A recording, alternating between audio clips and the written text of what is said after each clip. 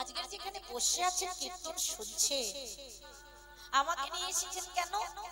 কিছু হরি কথা বলার জন্য, তাই তো বাবা? আর আপনারা সবাই এসেছেন কেন? হরি কথা শুনবার জন্য।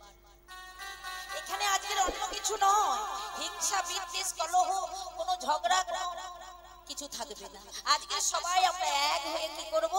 10-5 মিলি তুমিতে তারে দেব শিয়া আর হরি নাম মহামন্ত্র করব সবে করতালি।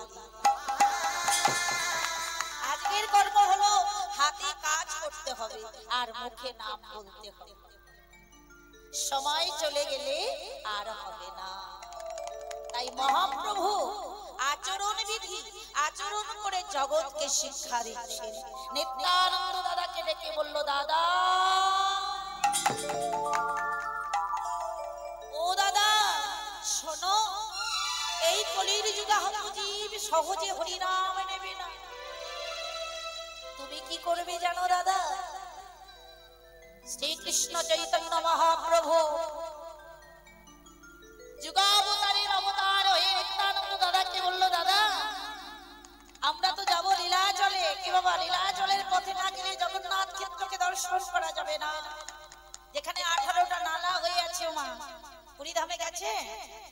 পুরীধামে গেলে দেখতে পাবেন 18টা নালা। কেন? এরও এক তত্ত্ব আছে মা। এই 18 নালা দর্শন হবে লীলাচলের পথ ধরে গেলে, জগন্নাথ ক্ষেত্রের চূড়াকে দর্শন করা যাবে। রাধে রাধে মা। এই যে আমাদের মানব দেহ, এই দেহ রথটার রথী তিনি না? আজকের তিনি রথে চড়ে এসেছেন বাবা। দেখেছেন তো কত মানুষ এই জগন্নাথের রথ নিয়ে যাওয়ার পথে তাদের মৃত্যু হলো, তাই না? খবরটা পেয়েছেন না? ইউটিউবে দেখবেন ছেড়েছে সবাই, কত মানুষের মৃত্যু হয়েছে। কেন? চূড়াটা বড়, যে রথে করে নিয়েছিল রথটা বড় উঁচু ছিল, আর রথের 4টা চাকা রয়েছে না, এই যে চাকাগুলো না, সেগুলো কাঠের ছিল না, লোহার ছিল। কারেন্ট ধরলেই তো নড়তে হবে কে? কিন্তু পুরীধামে জগন্নাথ ক্ষেত্রের যে রথে দেখবেন তাতে কোনো লোহার কোনো জিনিস ব্যবহার হয় না, কাঠের চাকা এবং কাঠ দিয়ে তৈরি। কটা তক্তা দিয়ে মা? 206 খানা তক্তা দিয়ে ওই জগন্নাথের রথখানা তৈরি হয়েছে। লোহার পেরেক নয়, কাঠের খিল দিয়ে সেই তক্তাগুলোকে আটা হয়, তাতে অন্য কিছু থাকে না। ভগবানের সেই রথ তৈরি হয়েছিল যেমন 206 খানা তক্তা দিয়ে। আজ আমরা আপনারা যে মানব দেহ রথখানা পেয়েছি বাবা, কি রাধে রাধে, এই দেহ রথের রথী হলেন সেই ভগবান শ্রীকৃষ্ণ প্রভু জগন্নাথ। আমাদের দেহ রথটাও তৈরি হয়েছে, আমাদের দেহেতেও রয়েছে মা 206 খানা হাড় দিয়ে আমাদের মানব দেহ। হরি বল হরি বল। তত্ত্বটা কোথায় দেখেছেন মা?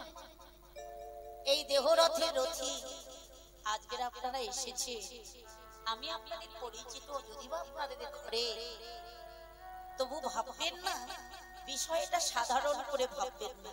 আজকের যে জায়গাটা এসেছি এটা হলো লীলাচলের জায়গা, পুরীধামের জায়গা। আজকের সবাই আমার বাবারা এসেছেন, মায়েরা এসেছেন, ভাইয়েরা এসেছেন, যারা এসেছেন এখানে, আজকের সবাই চোখে জল ফেলে মনে মনে সবাই প্রভু জগন্নাথকে বলবো, হে প্রভু জগন্নাথ, আমাদের এই দেহ রথটাকে তুমি যেন এমনি করে, হরি বল হরি বল, যেদিন আমার এই দেহে আর প্রাণ থাকবে না,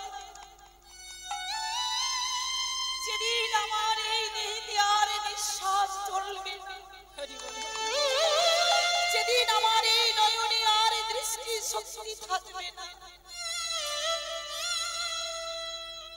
যেদিন আমি সব হারায়ে সব হয়ে যাব, সব হয়ে যাব, সব হারাইয়ে সব হয়ে যাব। আজকের যখন প্রভু জগন্নাথের রথ আসছিলে আমা ফুল ছড়িয়েছিলেন, সবাই ছড়িয়েছিলেন।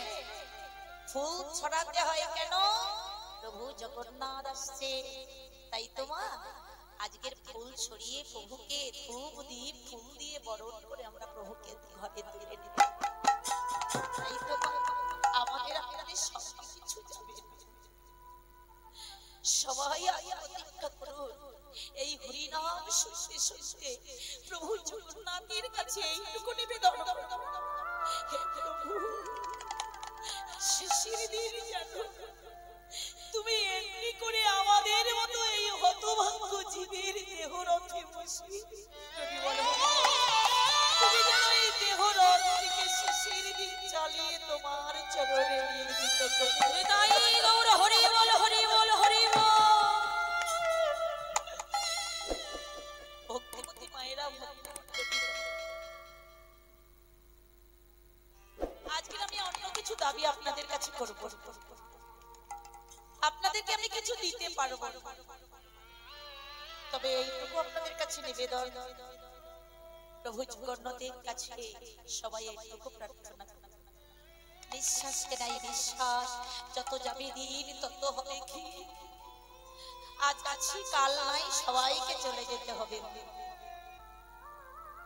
ভক্তির চাওয়া পাওয়াটা কেমন দেখো, আমরা আপনারা সবাই চাই ঠাকুর আমার সংসার সুখের হোক, কি আমার স্বামীর মঙ্গল হোক, আমার ছেলের ভালো হোক, মেয়ের ভালো হোক, সবার ভালো চাই, মন্দটা কেউ কোনোদিন চাই।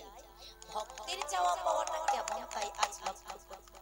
আজকের যে লীলা, যে পুরীধাম রচনা করেছিলেন যিনি, সেই রাজা অন্য কেউ নয়, সেই রাজাধি রাজা হলেন রাজা ইন্দ্রদম্ন। যার বাড়িতে আমার প্রভু জগন্নাথ আসে, যে মাসির বাড়িতে এসেছে, সেই রাজার নাম হলো রাজা ইন্দ্রদম্ন, আর তার স্ত্রীর নাম হলো রানী গণ্ডেচাদেবী। শত কোটি কোটি প্রণাম করুন তাদের চরণে। কত ভাগ্য তাদের, বহু বহু ভাগ্য না হলে এমন করে প্রভুকে ঘরে আনয়ন করতে পারে না। একটু ভাববেন মা, কীর্তনটা অন্য কিছু নয়, ভাবার জায়গা। একটু ভাববেন, ভাবলে দেখবেন ভক্তি এসে যাবে। আর ভক্তি যখন আপনার কাছে আসবে না, আপনাকে কাঁদতে হবে না, আপনার চোখ ফেটে আপনি জল পড়বে। হরি বল হরি বল। যখন দেখবেন আপনারা হরি নাম শুনতে শুনতে, কৃষ্ণ নাম শুনতে শুনতে আপনার চোখ ফেটে আপনি জল পড়ছে, তখন ভাববেন আমার কীর্তন শোনা সার্থক হয়েছে। আমি কীর্তনিয়া হলে কি হবে? আমি যদি কীর্তন গাইতে গাইতে আপনা হতে যদি আমার চোখ ফেটে জল পড়ে, তাহলে আমি ভাববো আমার হরি কথা বা কৃষ্ণ কথা কীর্তন করা সার্থক। ভাবের জায়গাটা আলাদা না মা? যখন তখন কেউ কাঁদতে পারে, ভাবের জায়গাটা আলাদা। তাহলে এই ভাবের জায়গাটাকে আনতে গেলে একটু ভাবতে হবে।